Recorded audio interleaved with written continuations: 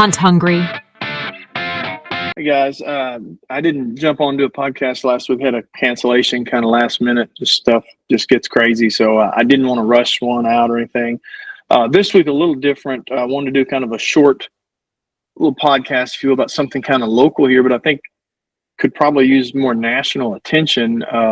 So we'll get into that in a little bit. The question of the day to start off is, do you hunt around bears? Black bears, grizzly bears, brown bears, whatever, any kind of bear. Do you have bears in your area where you hunt, where you're out walking at night, morning, at night, and dealing with bears? So are they in your area? Leave a comment. Let me know down below. Appreciate you watching. Before we get into this too much, let's pay some bills.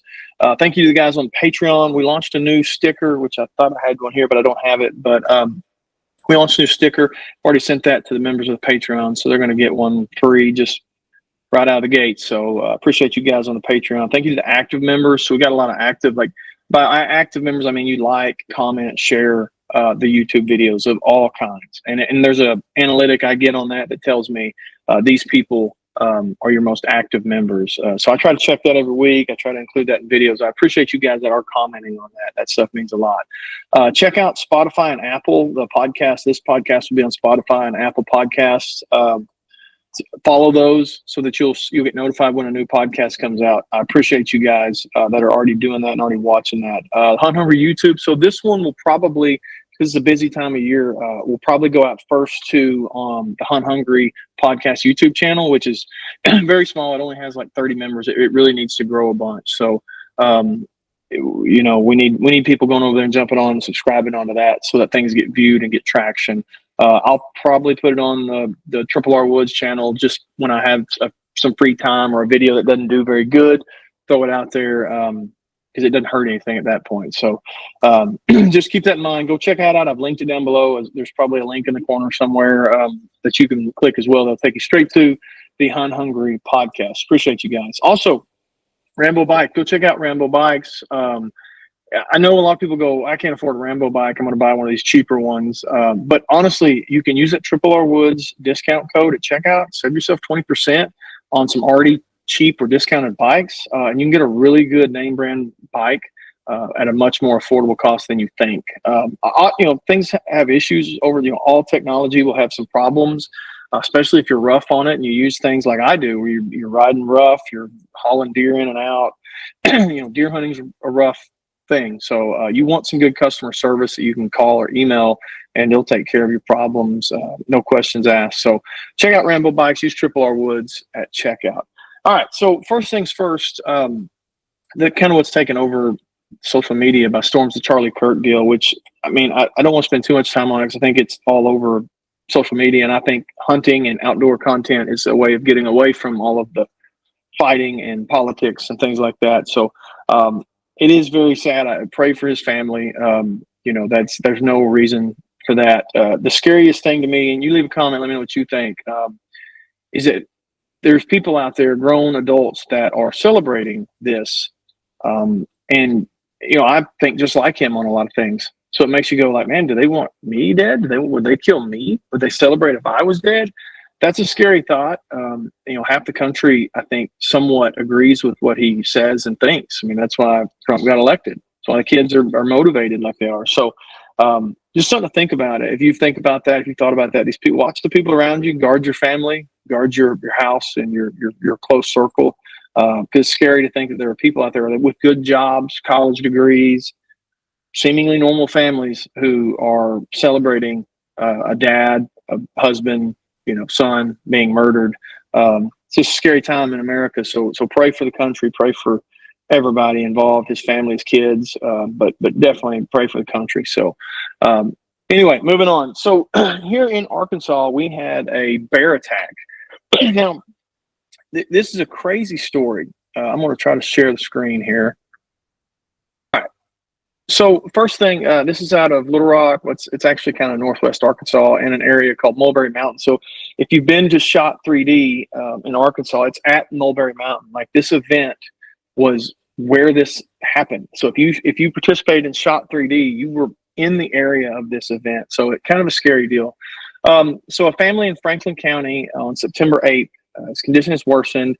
He's being moved to hospice care. So this was a 72-year-old man who was attacked by a black bear. The first time, I think, since 1892, they said, on September 3rd. Attacked on September 3rd. He was working on a gravel road with his tractor. One report I saw said the bear attacked him on the tractor, which is crazy to think of how loud a tractor might be. And then a bear would attack you while you're on the tractor working and knock you off and attack you. So the bear was described as a small bear. So I've seen one report that said like 70 pounds, which is smaller than my dog. So extremely small. I mean, obviously bears are super strong, but extremely small bear to be attacking people, which is a crazy thing to think about, if you ask me. Tested negative for rabies and distemper. Also, again, like you would think it had rabies. It doesn't. It was just a bear being a bear, apparently, which is scary. So that's one thing. The other one here said the man's not expected to survive. He's been moved to hospice care. 72-year-old Ozark man was attacked on September 3rd. First bear attack since 1892. First fatal attack, I guess, since 1892, which is absolutely crazy. Working on land with his family. Apparently, the son heard about it or came to check on him or whatever and saw the bear attacking the man and had to kind of fight the bear as well. I hadn't seen like the details on that. I just kind of heard about it. But you see Patton was on a small tractor laying gravel for a mountain biking trail when he was attacked by a male black bear weighing 70 pounds. His son was out working with him. He went to go check on him. When he walked up, his dad was out of the tractor on his back, covering his face. The bear was on top of him. Horrible scenario to be in. Daniel said he heard there was blood on the tractor, indicating the bear got up onto the tractor to attack Patton. It is really odd, said Daniel. Typically, bears try to avoid human contact. This one obviously didn't do that. So I don't know if I had any contact with humans before, didn't have any negative experiences or what. Still don't know what happened at this point. We're still gathering all the details. Daniel said they were waiting on Patton to recover so they could find out him. It doesn't look like he's going to recover at this point. 2 miles north of Cass, Franklin County, again, Mulberry Mountain area. He's had surgery, but apparently he's being put in comfort care, hospice care, because he's not expected to survive. They're looking for a lot of things still, but the first thing you think is rabies, and it didn't have rabies. So the crazy part is they call game wardens after this. It's all crazy, but a real crazy part is the bear attacks the 72-year-old man on a tractor, which is crazy in itself. The son, I guess, runs it off, fights it off. I don't know. But from the report I've seen, I don't think it's in this article. It runs like 50 yards and just waits. It doesn't run off and like gone. So when the game wardens show up after this, the ambulance, game wardens, all that stuff shows up, the bear keeps coming back. Like it doesn't leave. It wants to come in and fight some more. And the game wardens had to shoot it, which is just crazy to think about. I mean, this bear, super aggressive, just super aggressive. You can see if you read on there, there's a lot more, mountain home, half-starved black bear. So, is the bear getting hungry? I don't know. I did hear, switch this back. All right, so I did hear from one article or one thing I heard from, I think it was a Game of Fish, that said most of these scenarios happen when a bear has been eating like human food. It's been domesticated a little bit, so it's like eating out of a dumpster, and then people, are around that dumpster and they assume it's getting their food. It doesn't understand the relationship. I don't know if that's true or not. I just heard that kind of secondhand, that the Game of Fish had said that's normally how it goes when black bears attack people. So it makes me worry a little bit. And I don't know if that was a scenario in this Mulberry Mountain incident, but I feed corn around bears all the time. We're full of bears, big bears, lots of bears, all everywhere, especially this time of year. So, is that corn feeder? Do they view it that way? That's what scares me a little bit. If you've got a corn feeder that's putting corn out and you're hunting around it, and they know you're hunting there, they can smell you. Do they think, oh, that thing is trying to get my food because it's gotten a little domesticated or gotten a little used to eating off that corn feeder over and over and over? That's a little worrisome for me, and I don't know that that's ever happened. That might just be me kind of, thinking or overthinking this, but it is something to think about now when you're in the woods, walking to your spot, early season, in the mountains, black bears around, and you're going to a corn feeder that a bear's been eating a bunch at, or a pile of rice bran or something where a bear's been eating a bunch. So I don't know. It's something to think about. And if you are in that scenario, you're going to start carrying some kind of protection. Most people say bear spray would work better than a gun. Problem I worry about a little bit is, are deer going to smell bear spray? Are they going to smell where that nozzle is? Can they smell that little bit and go, I ain't going in there. There's bear spray in there, or something that stinks, really bad, or stings the nostrils really bad. So I'm hesitant on bear spray. A pistol would be my next obvious option. Just heavy. I don't want to have to carry a heavy pistol. And if you don't want a 22, I don't want a 45 weighing me down, or a judge, with a 410 or something. Obviously, those would be the best protection from a black bear. But man, they're heavy, and just already carrying a lot of junk out there.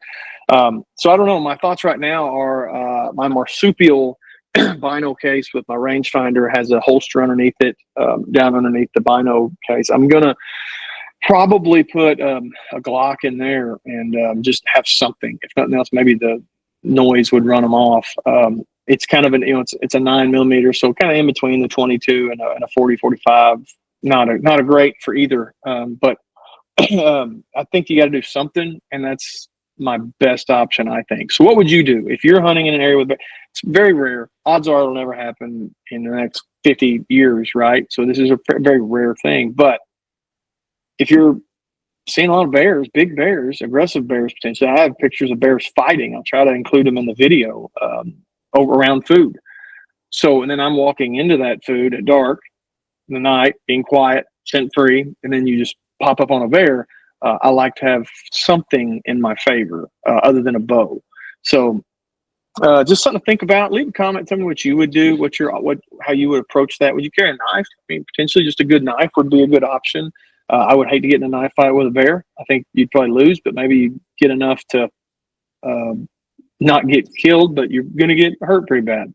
So, I wouldn't want that either. So just some things to think about, some scenarios that are going on right now that are makes you question some things. So that's my plan. Let me know what you would do. Have you ever had any issues? Have you had run-in with bears in the woods? I haven't. We got a ton of them, but they always leave right around hunting season. So most of the time we don't have them during deer season, but they're thick May, June, July, August, and even into early September. So I'll try to include some pictures on this as well, overlaying, so you can kind of see what we're talking about as far as bears go. But yeah, so very rare, but it did happen. And a man's going to lose his life over it. So very sad deal, horrible deal.